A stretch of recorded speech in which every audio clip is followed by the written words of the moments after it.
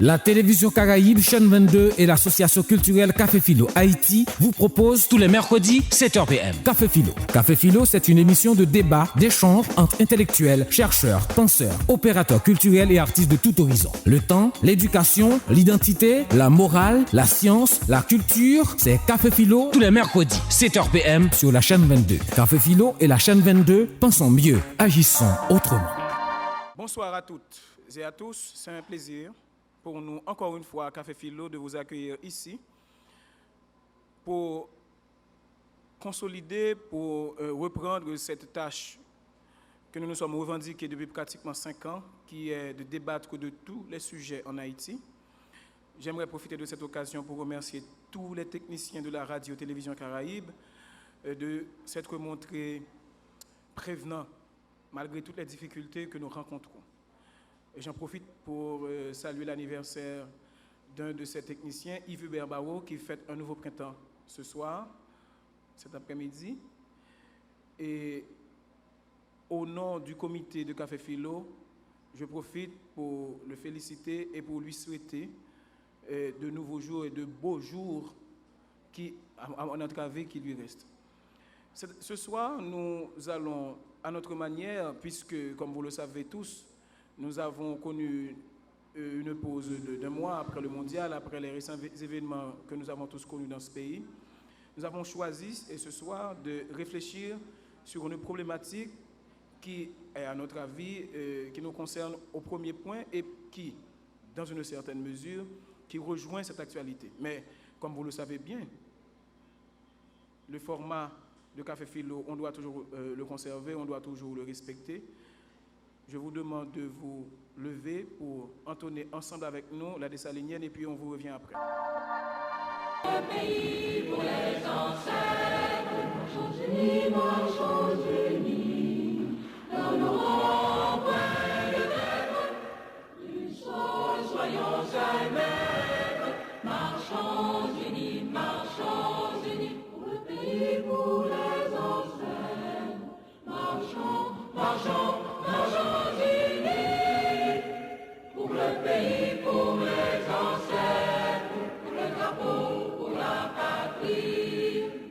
Mourir est beau, notre passé nous crie, ayez la Marguerite. Mourir est beau, pour le drapeau, pour la patrie. Mourir est beau, pour le drapeau, pour la patrie. Merci de regagner vos sièges. Vous le savez tous, nous avons notre chanson fétiche à Café Philo et c'est une façon pour nous de marquer notre identité, de rappeler à tous et à toutes que nous avons, à notre manière, nous avons notre façon de voir la vie, notre humanité. Et comment manifester cette humanité sans rappeler la mémoire des grands hommes que ce monde-là, le monde dans lequel nous vivons, est connu. Il s'agit bien de Ernesto Che Guevara, dont nous allons rappeler encore une fois la mémoire à travers cette chanson Hasta Siempre de Hugo César Barbosa.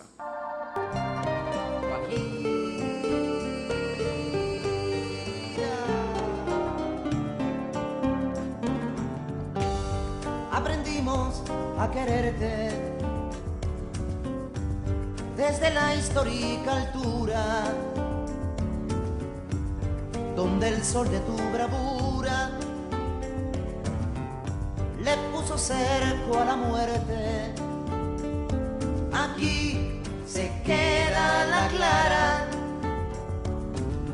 la entrañable transparencia de tu querida presencia, comandante Che Guevara.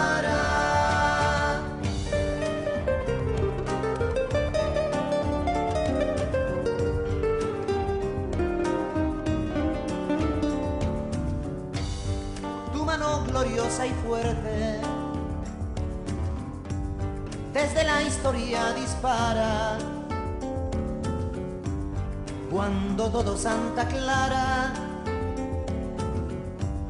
se despierta para verte. Aquí se queda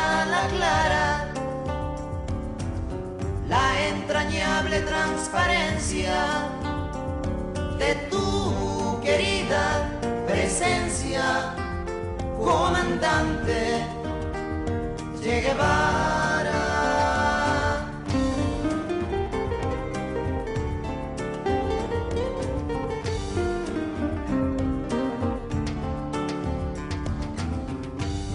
Vienes quemando la brisa con soles de primavera para plantar la bandera con la luz de tu sonrisa. Aquí se queda la clara, la entrañable transparencia de tu querida presencia, comandante Che Guevara.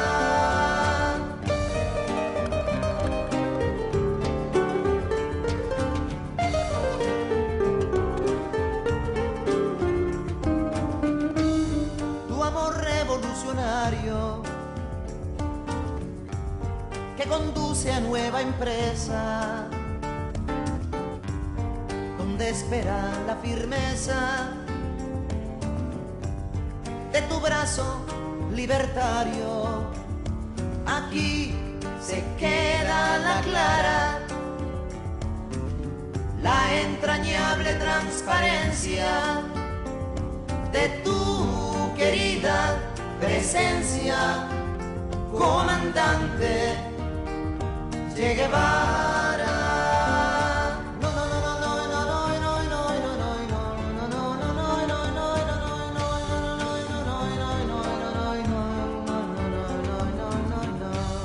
Seguiremos adelante, como junto a ti seguimos, y con Fidel te decimos, hasta siempre, comandante. Aquí se queda la clara, la entrañable transparencia de tu querida presencia, comandante Che Guevara.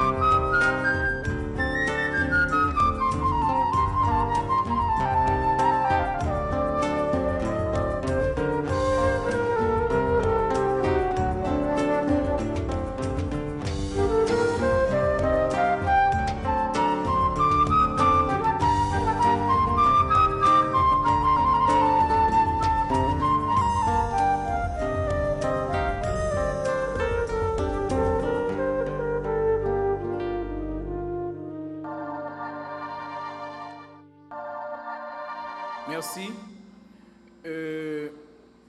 J'aimerais bien attirer votre attention sur le fait que ce sujet que nous choisissons de débattre ce soir rentre dans notre observation, dans le cadre d'une observation que Ralph et moi sommes en train de produire sur Haïti. Et cette observation tire son sens et tire son fondement dans cet Haïti-là, dans cet Haïti contemporain.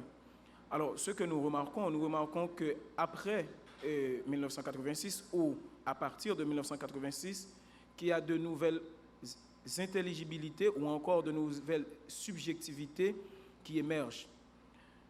Avant même de donner la parole à l'intervenant de ce soir, je vais vous donner l'opportunité de regarder une projection audiovisuelle sur Haïti de l'après Duvalier. Alors, j'ai dit après Duvalier parce que pour beaucoup de penseurs, historiens, sociologues, philosophes, etc., qui réfléchissent sur cet Haïti-là, ils ne s'entendent pas trop sur le Duvalier, sur le départ même de Duvalier. Certains considèrent qu'il s'agissait de renversement, d'autres pensent qu'il s'agissait d'un départ.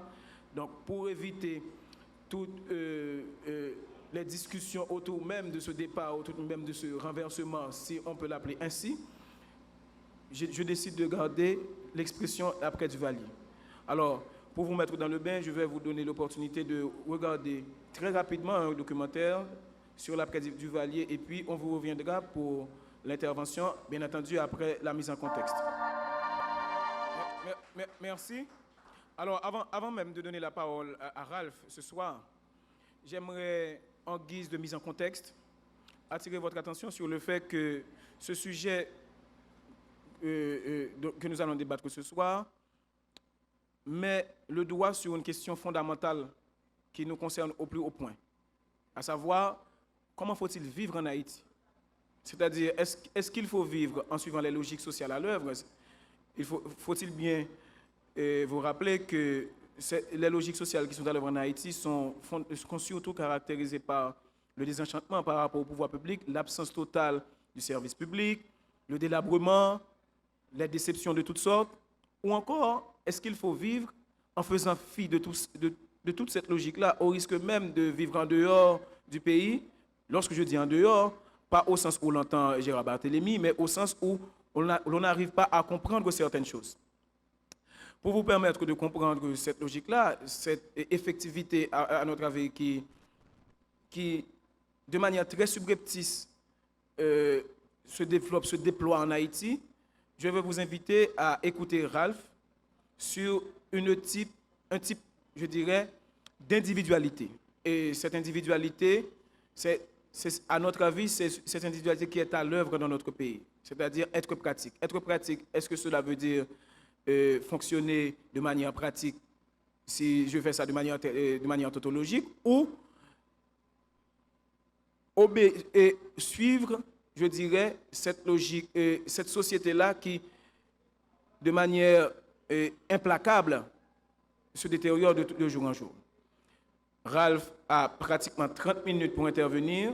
Bien entendu, je reviendrai avec quelques préoccupations et vous qui êtes dans l'assistance, vous aurez l'opportunité de partager vos préoccupations, vos questions et, je ne sais pas, vos désaccords. Ralph, tu as 30 minutes pour intervenir et puis après, ce sera le tour, mon tour à moi, mais bien entendu, et le tour des différents participants et participantes de pouvoir réagir à ton intervention. Ralph, tu as la parole. Bonsoir. Bonsoir et merci à toi et Casimir pour cette présentation. Et merci surtout du fait que tu t'es mobilisé pour rendre possible, en jouant le jeu du modérateur, ce café philo. Je voudrais également profiter de l'occasion pour saluer et féliciter pour leur présence tout ce beau monde qui est là. Je voudrais aussi profiter de l'occasion pour saluer et féliciter tous les gens qui sont dans la salle, qui sont donc venus reprendre cette activité à laquelle ils donnent énormément d'importance, qui s'appelle Café Philo et qui s'institue de plus en plus dans le paysage culturel et grosso modo le paysage intellectuel d'Haïti. Évidemment, à la demande de Mehdi Chalmers, qui est un ami, et pour la revue 360 degrés, j'ai écrit un texte qui doit paraître dans peut-être 2 ou 3 mois dans cette revue, qui s'appelle « Être pratique en Haïti, variation philosophique autour d'une nouvelle éthique de soi ». Évidemment, comme j'aime souvent le faire, j'essaie de proposer une lecture qui prend en compte l'Haïti dans laquelle nous vivons aujourd'hui. L'Haïti contemporaine, si l'on veut dire. L'Haïti aussi dans ce qu'elle a d'ordinaire, dans ce qu'elle a de particulier, dans ce que nous y vivons, dans la façon dont nous la représentons. Cette démarche, faut-il le dire, après coup, rejoint une initiative qu'avec Casimir, j'avais prise il y a à peu près 3 ans et demi ou 4 ans de cela, toujours à Café Philo, autour d'une problématique que nous appelions à l'époque et qui n'a toujours pas changé, les nouvelles intelligibilités du vécu contemporain haïtien. Ce soir, il en sera encore question dans la logique d'un approfondissement. Je veux, en d'autres termes,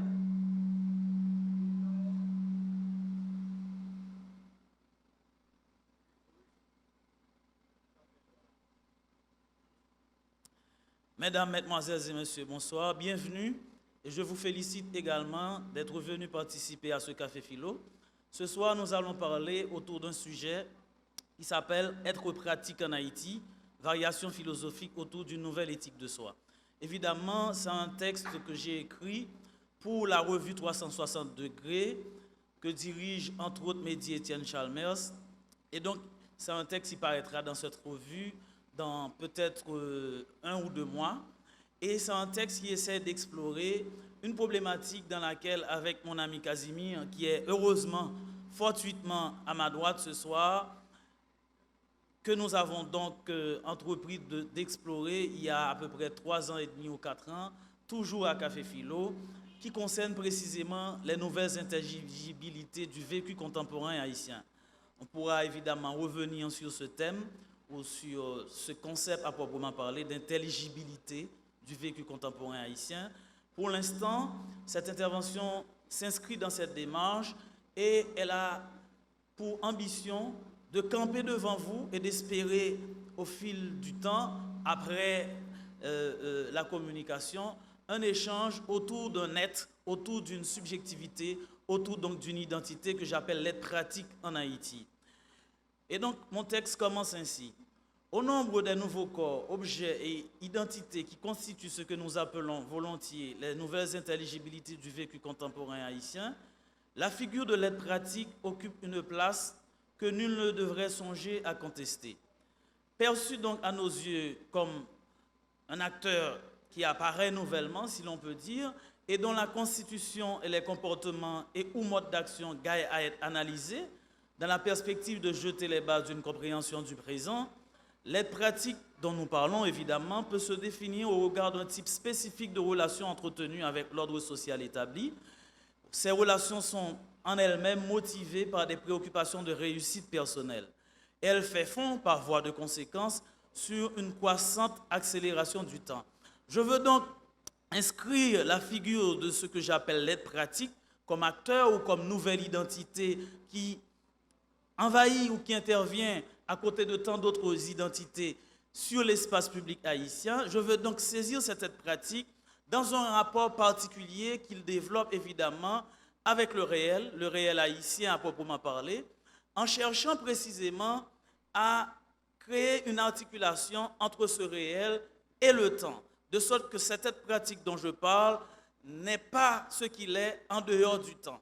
Le temps devient à ce moment-là, le temps haïtien, on va voir ce que cela veut dire dans mon exposé après coup, le temps devient donc un facteur déterminant pour saisir et camper l'individu dont il est question.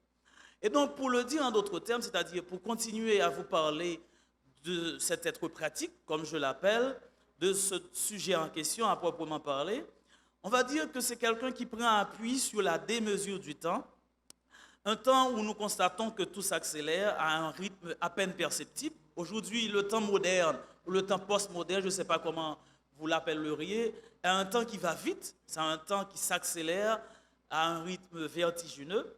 Et donc, j'essaie de m'intéresser à la façon dont cet être pratique que j'essaie de camper devant vous cherche à tirer avantage, à tirer profit de toutes les occasions qui se présentent à lui. Ça vous permet, grosso modo, de vous faire une idée de cette être pratique. On va dire, si le mot n'est pas trop fort, qu'il s'agirait là d'un opportuniste, en tout cas de quelqu'un qui cherche à profiter des occasions qui se présentent à lui pour pouvoir satisfaire ses besoins qui sont forcément dans ce cas personnel. Nous allons le voir un peu plus loin, dans la mesure où ce que j'essaie de montrer, c'est que cet être pratique dont il est question, c'est donc un être à propos duquel un énoncé prend sens. Quel est donc cet énoncé? Dans ce que nous appelons la verbomanie haïtienne, dans cette manière que nous avons, qui est toute nouvelle, ou dans cette nouvelle manière de parler en Haïti, dans cette nouvelle manière qui peuple les conversations ordinaires en Haïti, je vous donne un exemple, un foilier, par exemple, dans cette nouvelle manière de parler, il y en a une en tout cas qui m'intéresse, à propos de l'être pratique. Quand un Haïtien dit « un tel son est qui très pratique », évidemment, il s'intéresse par la voie de ce que l'on appelle en linguistique, notamment avec Austin, d'un procédé illocutoire. Il s'intéresse donc à cet individu qu'il n'est pas et auquel il songe à devenir. En tout cas, l'aide pratique est toujours quelqu'un qui est vu par rapport à un référencement. C'est toujours quelqu'un que l'on regarde. Ce regard que l'on porte sur cette aide en question est toujours quelque chose qui nous motive dans une tentation grandissante. On est toujours tenté de devenir l'être que nous regardons sous une forme, si vous voulez, sublimée, tout au moins, ou idéalisée.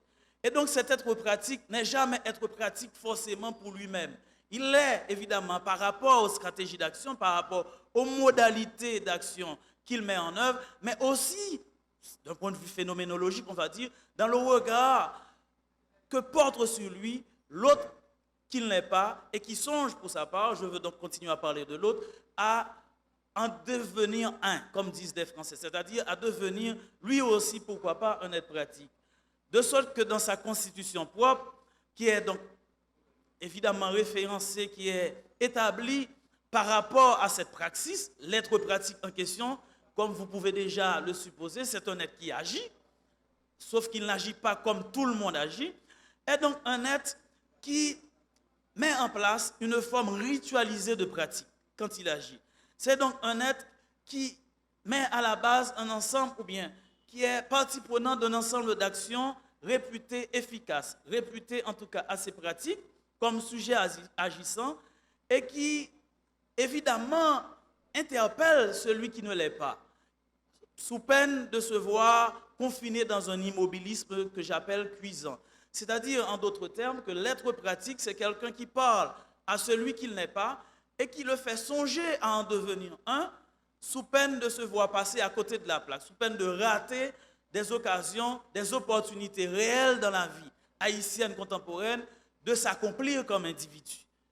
Voilà. Alors, dans cet ordre d'idées, j'ai envie de dire que dans la mesure où l'être pratique se décline en fonction d'un ensemble de modalités, il y a tellement de modalités d'être pratique. Il y en a par exemple pour l'étudiant pratique ou le professeur à l'université pratique. Il y en a pour celui qui tient un hôtel ou un restaurant comme cet espace où nous sommes logés. Il y en a par exemple pour les acteurs qui se côtoient dans le milieu de la prostitution, dans la politique, que ce serait très difficile de pouvoir, en tout cas, les ranger et les énumérer assez rapidement dans le cadre de cette présentation. Étant donné en tout cas l'ampleur de la tâche, je propose de saisir l'aide pratique à partir de, pour l'essentiel, de 3 déclinaisons. La première déclinaison concerne par exemple, pêle-mêle, un étudiant qui trouve qu'il ferait mieux de sécher ses cours en Haïti ou d'abandonner ses études au profit d'une fréquentation constante des politiciens qui ont pignon sur rue dans ce pays. À la limite, un parlementaire qui mérite d'être fréquenté parce qu'il serait un modèle pour un jeune, étant donné sa rapide ascension économique, fût-ce au prix de pillage de caisses de l'État ou de magouilles de tout genre, un chroniqueur sportif qui arrive à gagner très bien sa vie, depuis qu'il a appris avec une constance immodérée à citer comme s'il s'agissait d'une commande les noms des rentiers de la République, des journalistes influents en raison de leur connexion avec Boulos par exemple, des écrivains, si vous voulez, qui actualisent des vœux de voyage et des intentions romanesques, pour parler Jean-Claude Fignolet, parce qu'ils arrivent à maîtriser les codes qui sont mis en œuvre dans des réseaux où on peut décrocher des bourses ou des résidences pour aller écrire à l'étranger. Et à la limite, cette fillette qui sait comment s'inscrire dans une logique de déhanchement pour faire plaisir, pour toucher les bas instincts d'un officiel de la République, d'un président, dans ce cas bien précis, au point de se faire octroyer une voiture et le pire, d'être défendu par un conseiller du prince qui cherche à mettre cette action du président, qui offre ce don sur la base d'un bonheur personnel procuré chez la fillette en question. Il y a un deuxième lieu, si vous voulez, une deuxième déclinaison qui procède par questionnement. Cette deuxième déclinaison, elle s'exprime ainsi. Qui j'ont fait tes chefs ou tes sous-pouvoirs et pour pas gérer tes tout? Pour qui ça va pas gérer les là qui ont 1000 gouttes? Comment peut-on s'en tirer auprès des préposés à l'offre de services publics dans ce pays, c'est-à-dire quand on va à la DGI ou à l'immigration, comment peut-on obtenir les services que l'on cherche dont on a besoin auprès des préposés, c'est-à-dire des agents de la fonction publique, si vous voulez, si l'on est dépourvu de toute efficacité pratique. Il faut songer par exemple aux raquettaires, comme on les appelle ici chez nous. À mon avis, au final, il y a une question qui, dans une assez large mesure, rend compte de ce dont nous parlons à ce deuxième niveau, dans cette deuxième déclinaison. Par exemple, quel mal y a-t-il à prêter ses services à la République quand bien même on ne dispose pas des qualités requises? À enchaîner les cabinets de ministres incompétents, retournant donc ainsi sa veste, comme le dit Umberto Eco dans Chronique de la vie liquide. Vous savez que depuis Zygmunt Bauman, qui est un grand sociologue et philosophe qui est mort récemment, le concept de vie liquide, ou bien le concept de liquidité, investit le champ des sciences sociales et devient un concept transversal pour rendre compte de la contemporanéité de notre vie. Évidemment, Eco le reprend ce concept dans un de ses livres qui s'appelle Chronique de la vie liquide, où il dit « Aujourd'hui, nous vivons dans un temps où les individus trouvent à peine étonnant que l'on retourne sa veste, que l'on change de position, sans qu'on ait besoin de l'expliquer. » Et on pourrait prolonger ces considérations en se demandant, dans la perspective de l'être pratique, en se mettant à sa place, quel mal y aurait-il, après tout, à jouer le jeu du clown de service dès lors que ça rapporte gros et vite. Nous vivons dans un pays, dans une société, mais même dans un monde à l'échelle globale, en raison de la globalisation, de la mondialisation, où tout s'accélère, où tout va très vite, comme le dit Hartmut Rosa. Évidemment, on va revenir sur lui dans quelques temps.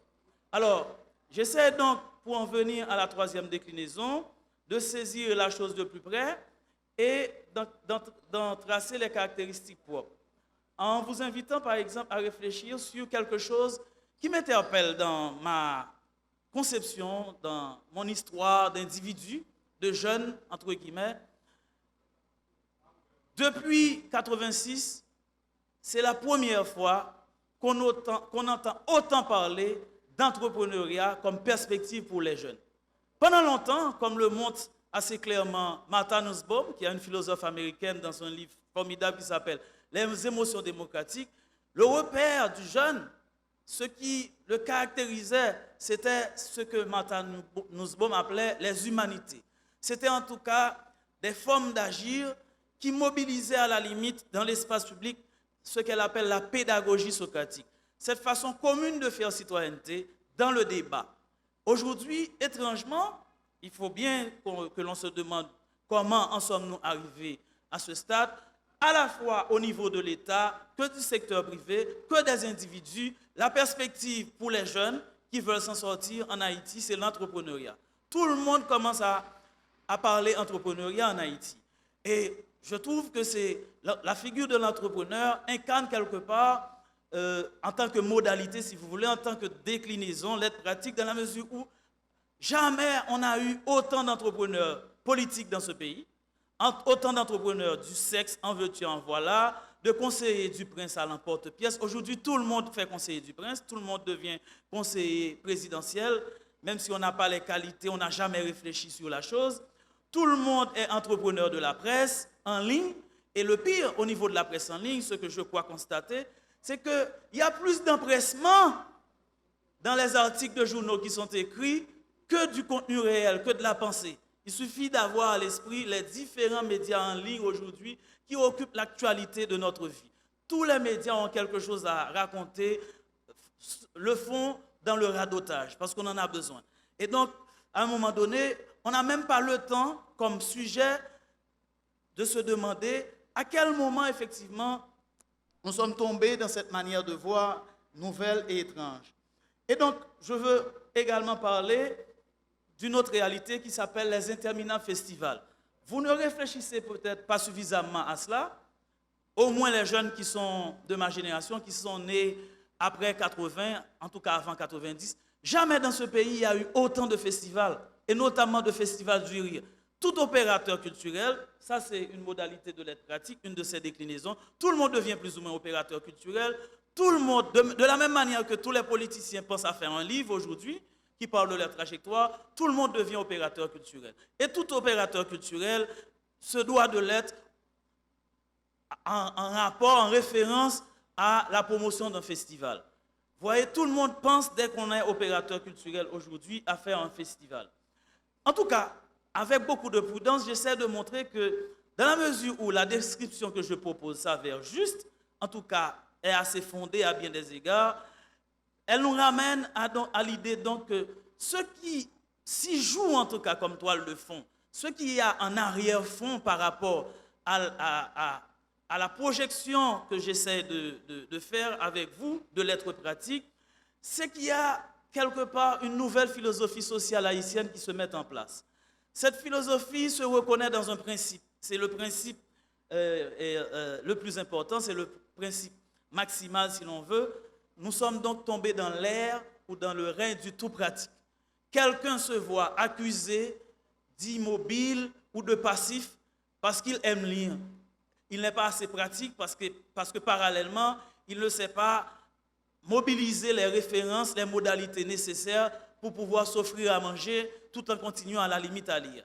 Ou quelqu'un qui exerce un métier de journaliste et qui veut rester au plus près de ce que lui dicte sa conscience, n'est pas un être pratique parce qu'il n'a pas pensé, par exemple, à citer le nom de tel candidat à la présidence ou, par exemple, à faire venir sur le plateau tel artiste haïtien qui évolue dans la sphère musicale.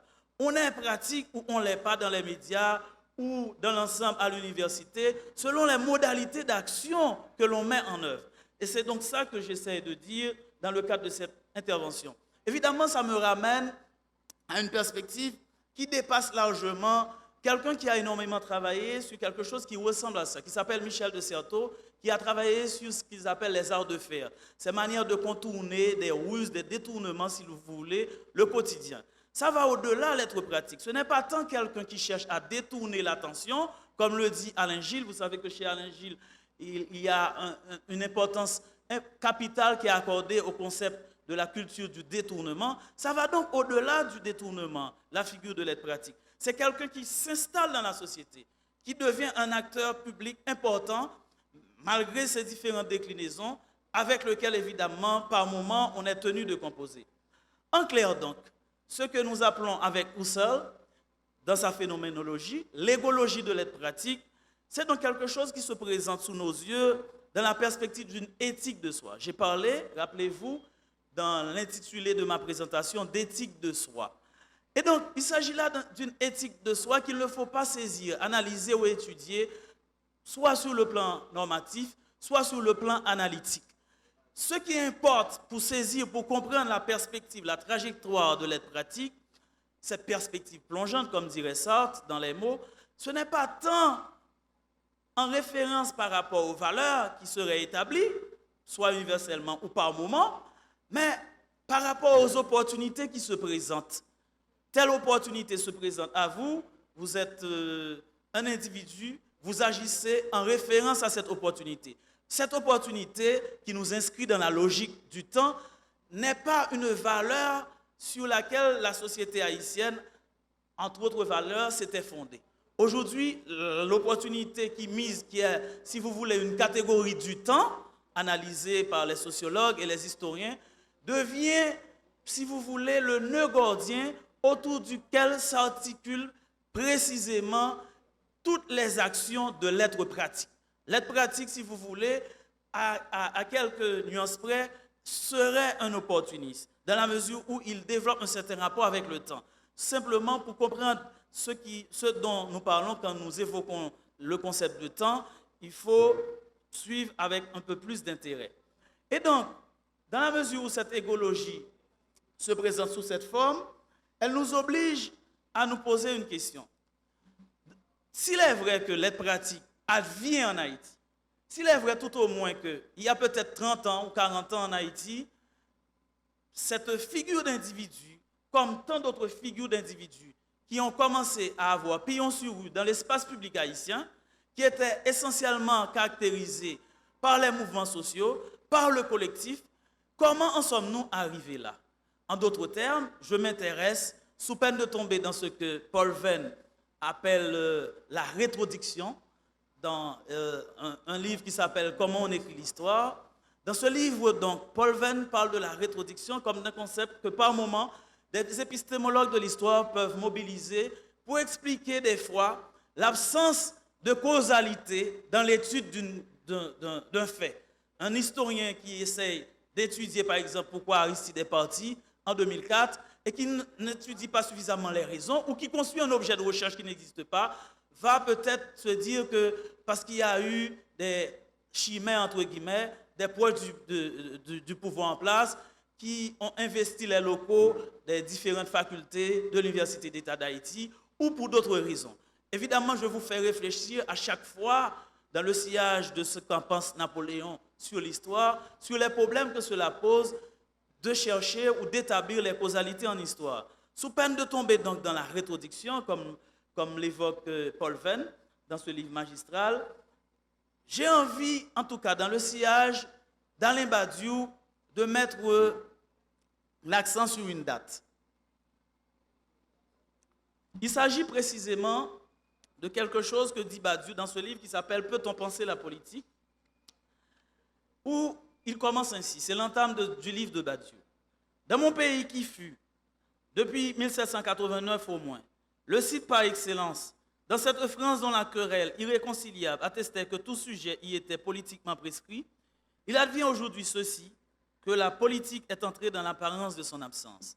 Ce que je veux donc dire en parodiant ou en reprenant Badiou à mon compte et en mettant sur la table une date, c'est que malgré tous les problèmes que cela pose aujourd'hui en histoire et en sociologie, chez les chercheurs haïtiens, 86 est quand même une date. Et en ce sens, elle est révélatrice d'un ensemble d'événements.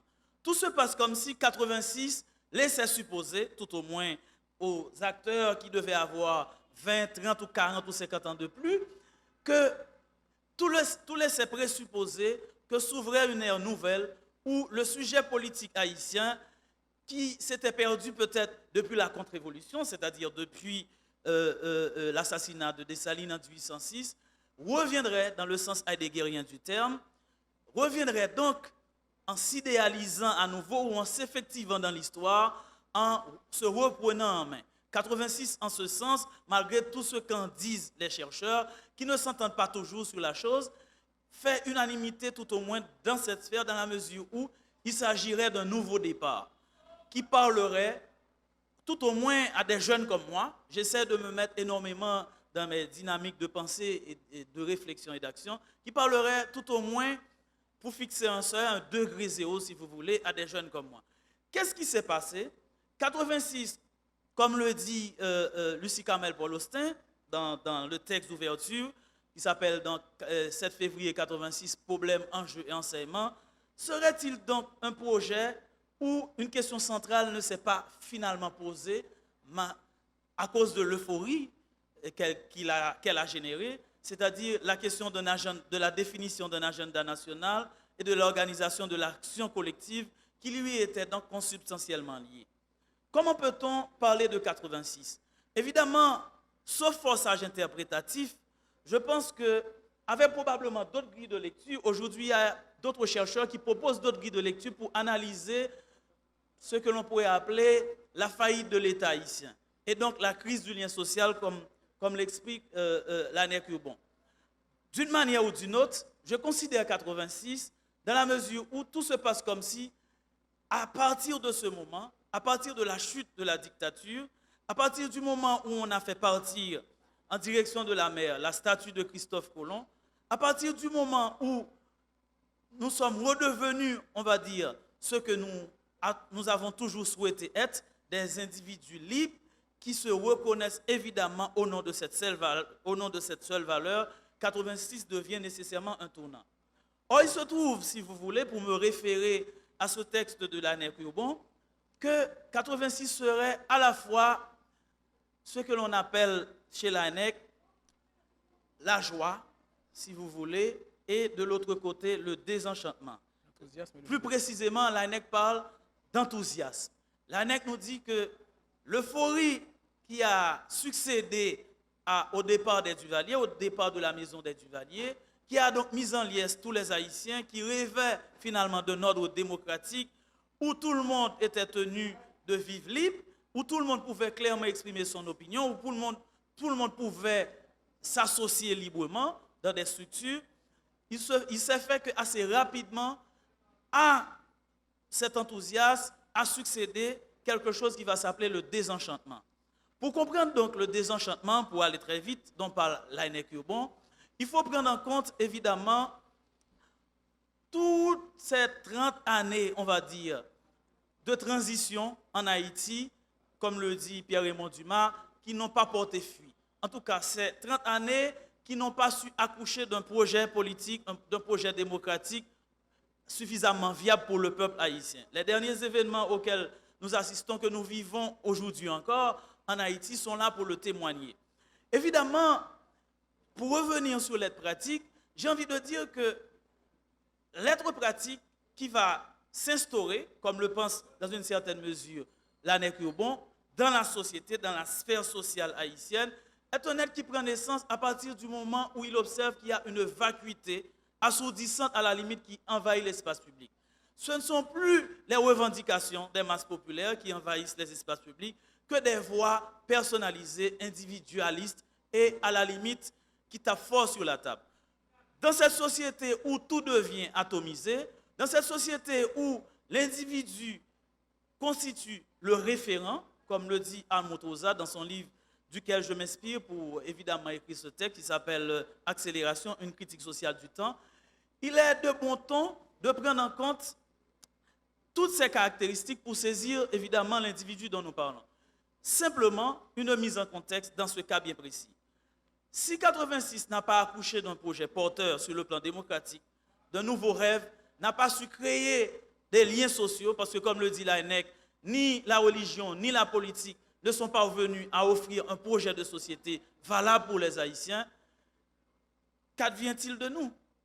Il arrive que la mondialisation qui réunit dans la logique du profit, dans la logique des marchés qui doivent à tout prix gagner, la mondialisation qui devient le facteur déterminant qui identifie les nations, les individus, les objets aussi, pourquoi ne pas le dire, les échanges d'un point de vue culturel, d'un point de vue économique, la mondialisation qui devient donc ce truc, en tout cas, cet espace qui apporte quelque chose que l'on va appeler la démocratie et qui le reconfigure aussi à sa manière.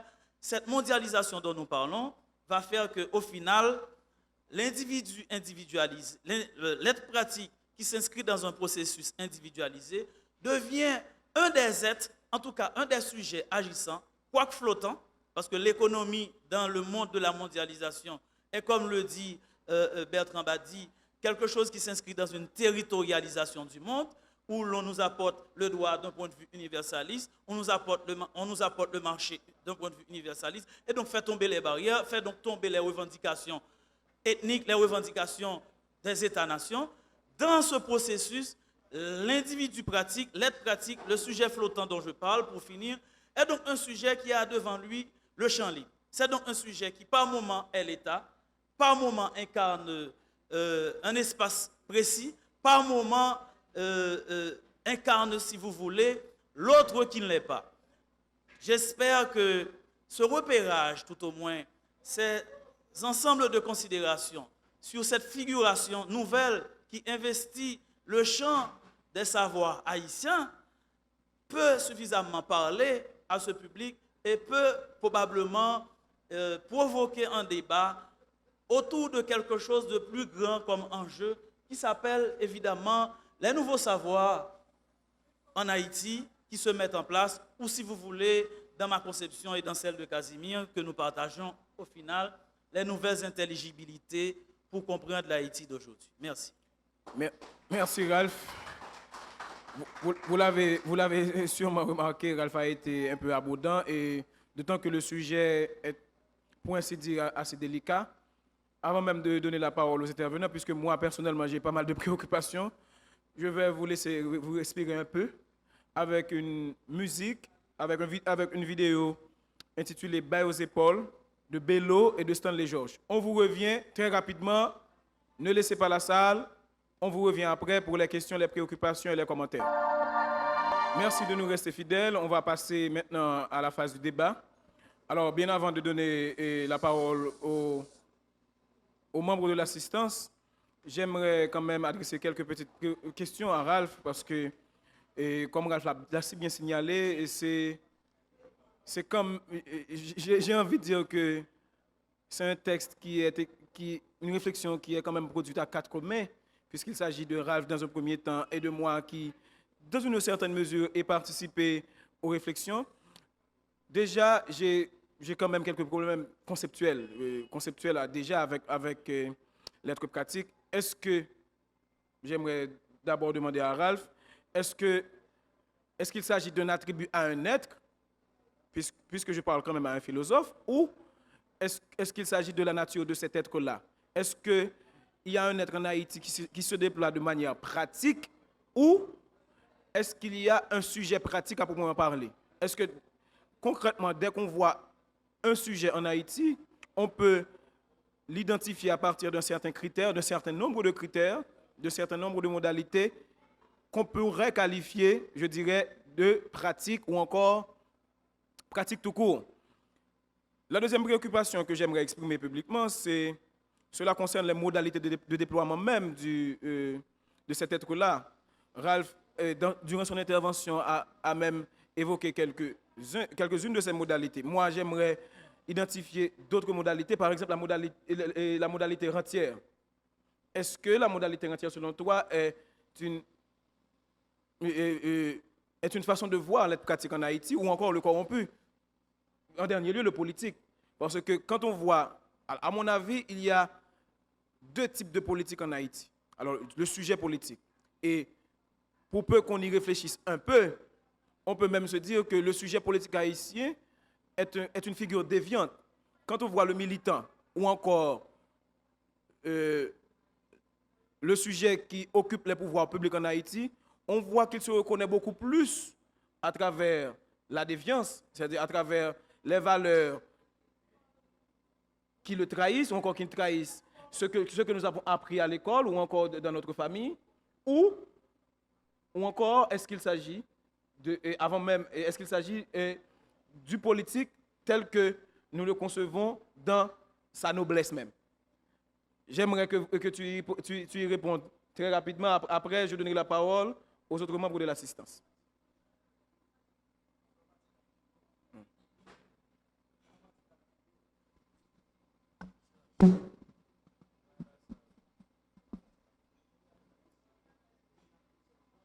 Test. Merci pour les questions, Casimir, que je trouve pertinentes et qui peuvent aider à éclairer ou à, si vous voulez, permettre de saisir davantage cette figure que j'essaie de camper devant vous ce soir à Café Philo. Évidemment, mon texte est plus long qu'il n'en a l'air dans la présentation parce qu'il fallait faire une gestion assez adaptée du temps. Je dirais que, effectivement, l'aide pratique peut faire l'objet de problèmes conceptuels, dans la mesure où ce ne sont pas des identités, les nouvelles identités qui, selon moi, existent en Haïti et qui agissent, ne sont pas encore des identités que nous étudions, sur lesquelles nous essayons de projeter un discours. Du coup, j'ai fort à faire pour éviter de tomber dans un sociologisme par moment, pour éviter non plus de tomber dans des considérations qui sont à la limite d'ordre historique ou qui sont plus factuelles et à la limite éphémères comme réalité. Il n'empêche, Casimir, qu'au-delà de ce que nous disons, et comme je l'ai écrit quelque part dans mon texte, l'aide pratique a quelques points en commun, partage des lieux communs, si vous voulez, avec la figure du rentier, avec la figure du détourné en tout cas. En tout cas, la figure de celui qui détourne, qui est dans la culture du détournement. Évidemment, il y a plein de figures.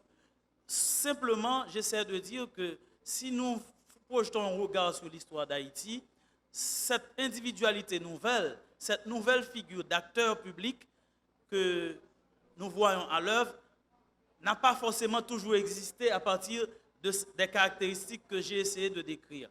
Ces caractéristiques et cette identité font corps dans la mesure où, et se recoupent, dans la mesure donc où ils agissent par rapport à un référent. Il y a d'un côté un vide, une vacuité, il n'y a pas de projet politique, il n'y a pas un nouveau projet social, il y a une crise du lien social.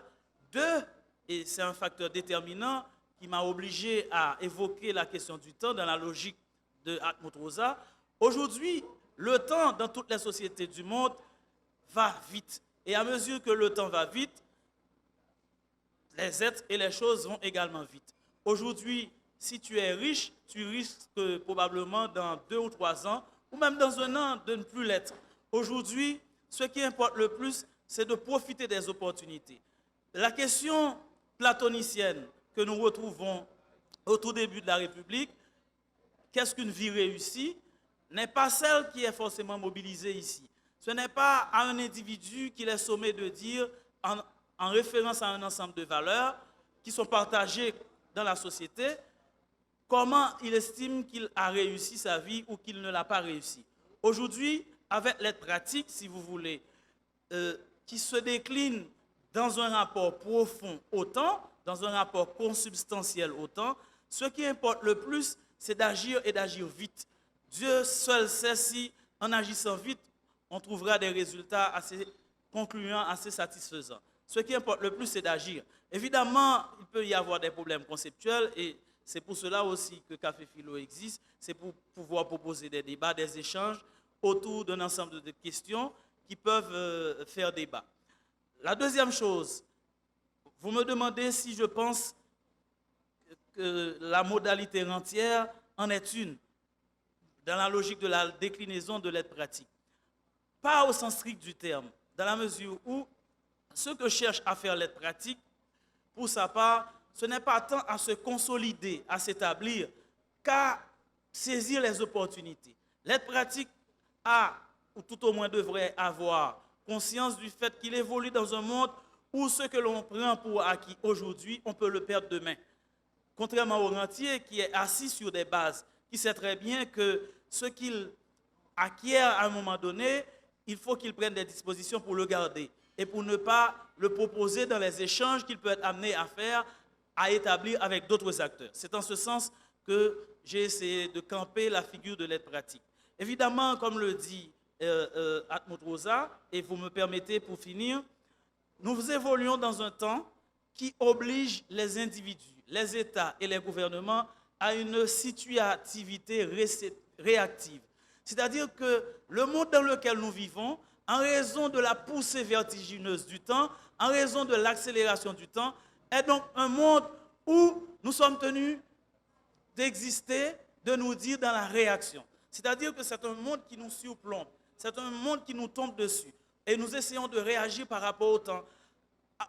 L'un des plus grands drames, comme le décrit Rosa, de la modernité ou de la postmodernité, tient au fait qu'aujourd'hui, alors que nous aurions plus de temps, nous disposerions de plus de temps en raison des progrès techniques, on n'a jamais été exposé à autant de problèmes de temps. Les individus ont de moins en moins de temps pour échanger. Et quelque part, l'ANEC le dit, et c'est en ce sens que j'ai mobilisé aussi le texte de l'ANEC. Étrangement, alors que les possibilités de communication sont énormes aujourd'hui, sont diverses et variées, il y a peu de communication entre les individus.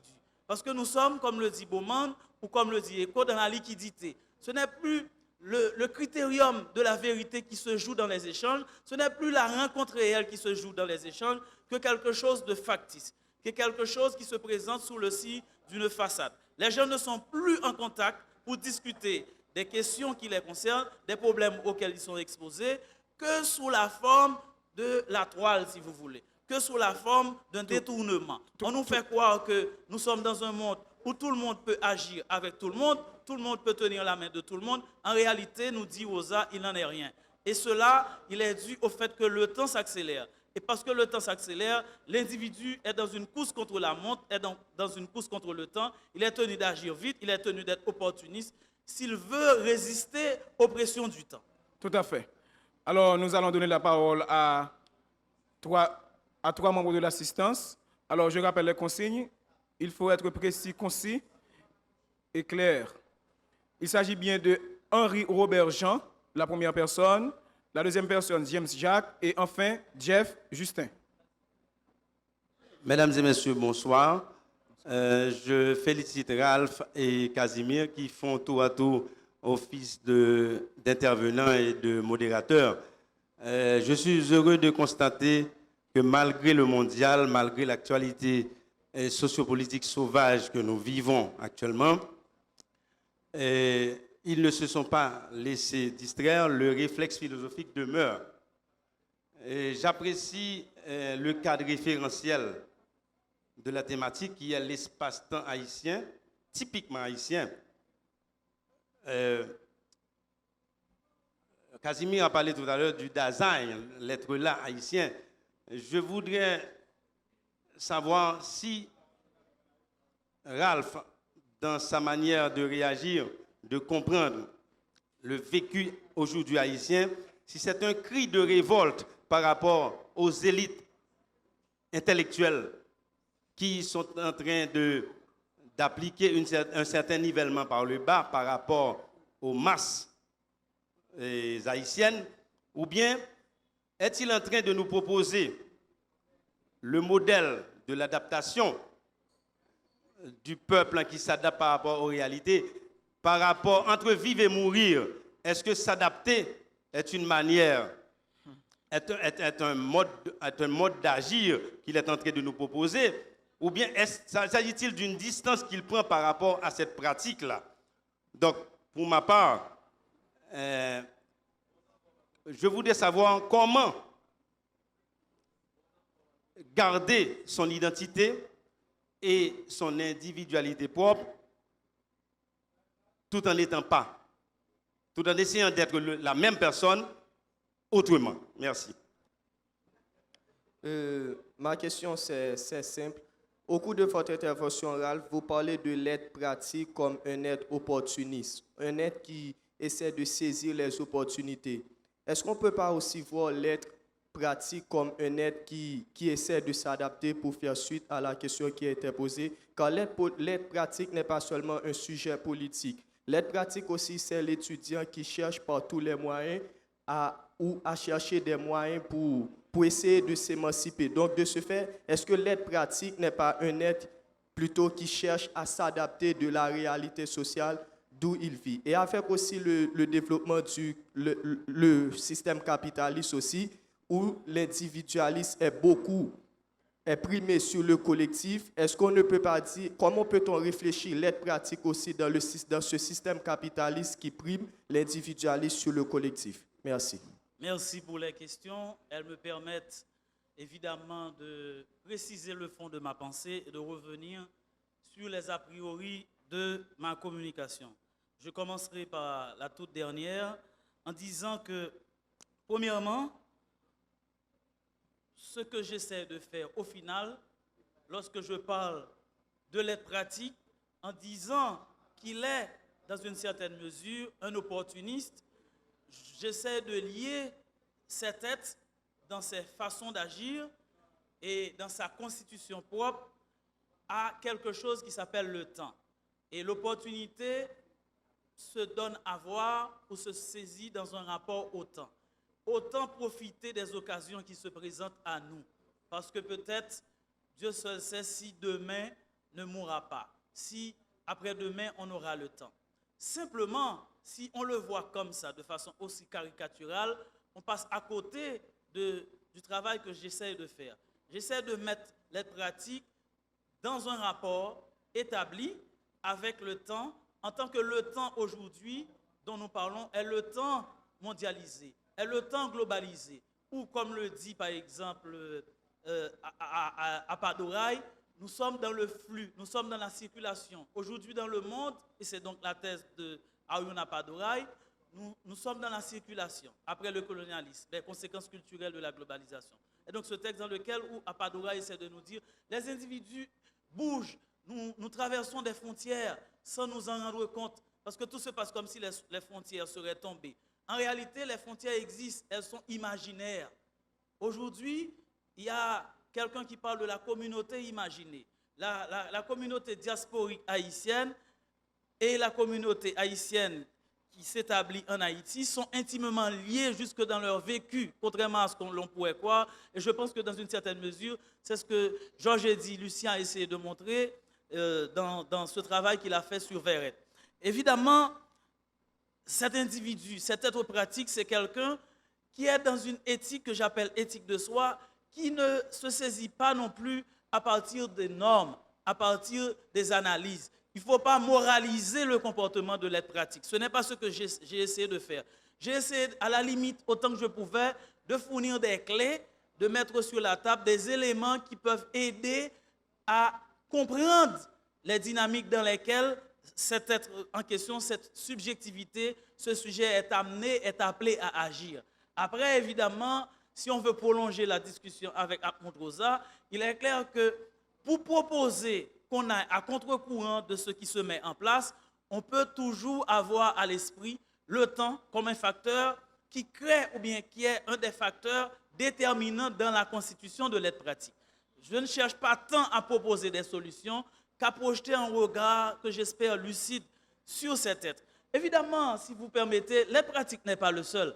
Est-ce que vous vous rendez compte à quel point aujourd'hui, dans ce pays, à cause de l'Internet, à cause de l'accès à l'Internet, énormément de gens deviennent des leaders d'opinion.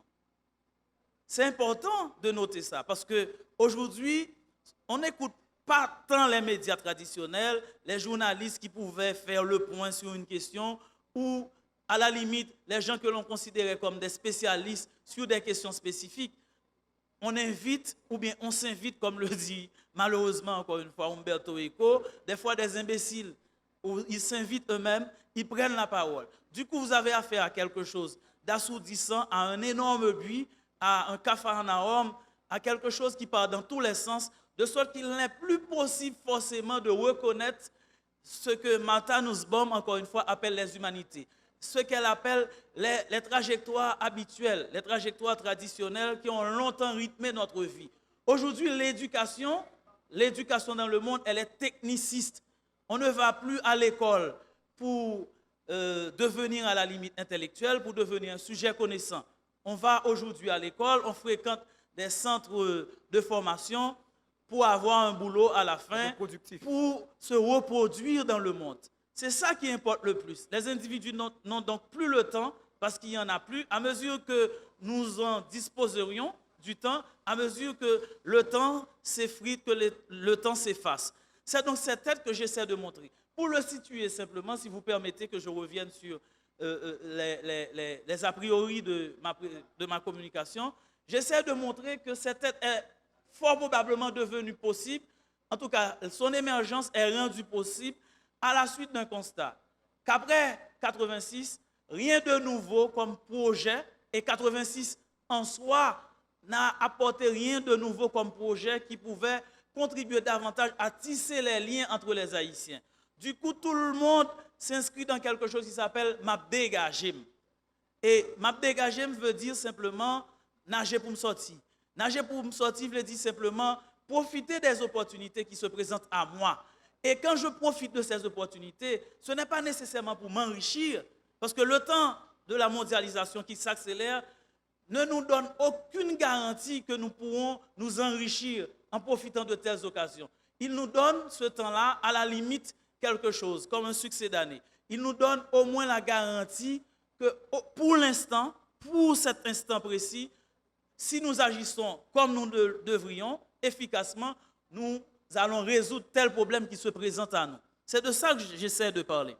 Évidemment, vous me demandez aussi si je pense que l'être pratique est dans l'adaptation. C'est peut-être de cela qu'il pourrait s'agir. Simplement, la dynamique d'action dans laquelle s'insère l'être pratique est une dynamique qui le condamne à toujours reprendre. Ce n'est pas tant un individu ou bien un sujet qui s'adapte qu'un sujet qui flotte. C'est encore une fois le flux, c'est-à-dire quelque chose, un monde qui évolue dans la circulation. Aujourd'hui, l'être se retrouve à ce niveau, demain il se retrouve à cet autre niveau, et après-demain il est à un niveau plus bas. Donc on bouge, c'est un peu... On surfe. Voilà, on est en train de surfer. Il n'y a pas une garantie de stabilité, même dans la posture de l'individu ou du sujet en question. C'est ça que j'essaie de montrer, à contrario de l'idée que ça serait un individu qui s'adapte.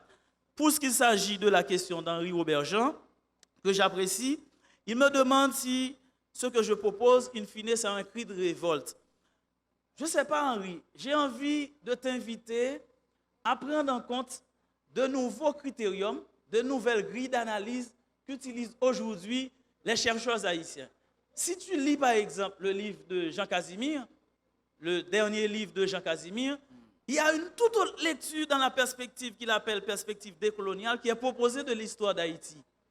De l'histoire des Haïtiens. De l'histoire des Haïtiens, pour être plus précis.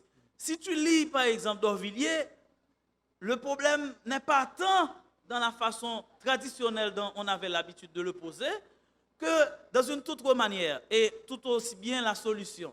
Comment on peut organiser un État à partir de corporations, à partir d'individus qui s'associent. C'est une perspective qui peut énormément parler dans le cadre d'un débat et qui peut faire, qui peut mettre en contact des points de vue assez différents et très intéressants. Donc, je ne suis pas forcément quelqu'un qui propose un cri de révolte ou qui prend acte de ce cri de révolte. Évidemment, ce cri de révolte est là.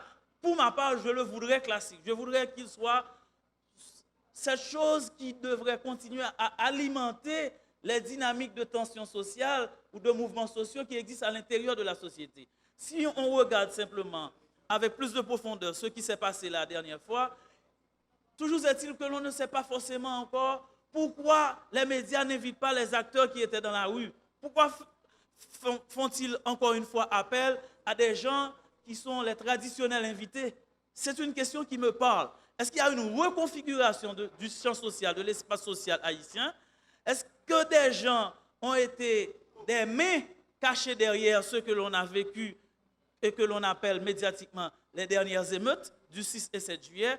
Comment comprendre aujourd'hui Haïti? C'est de ça que j'essaie de parler. Évidemment, c'est difficile parce qu'on n'a pas encore les outils et il faut inscrire à chaque fois les perspectives dans des logiques soit de continuité ou de discontinuité. Il n'empêche que c'est ça que j'essaie de proposer. Pas nécessairement d'un cri de révolte, même si je m'en rends compte, évidemment par rapport aux élites haïtiennes. Et pour finir, est-ce que je propose l'adaptation? Je crois avoir anticipé en répondant à Jeff Justin sur cette question. Encore une fois, il ne s'agit pas d'adaptation. Il s'agit de prendre acte, de constater que dans l'espace public haïtien, et au-delà même de l'espace public, même dans l'espace familial, dans l'espace privé, dans l'espace intime, comme en parle Anthony Giddens, il y a des individus qui sont en train d'agir. Et ils agissent selon des modalités. En fonction de ces modalités, qui s'articulent autour du temps, j'en viens à penser que ces individus, cette individualité, cette identité peut être identifiée, si vous permettez, cette reprise, en tant qu'être pratique, en tant que sujet pratique, par rapport à une forme de praxis, par rapport à des modalités d'action réputées efficaces. Qu'est-ce que cela risque de donner dans l'Haïti de 2020, avec probablement de nouveaux candidats qui n'avaient rien à voir avec la politique? Qu'est-ce que cela risque de donner avec Jessica Généus, qui n'avait jamais forcément pensé, il y a probablement 2 ou 3 ans, à devenir chanteuse?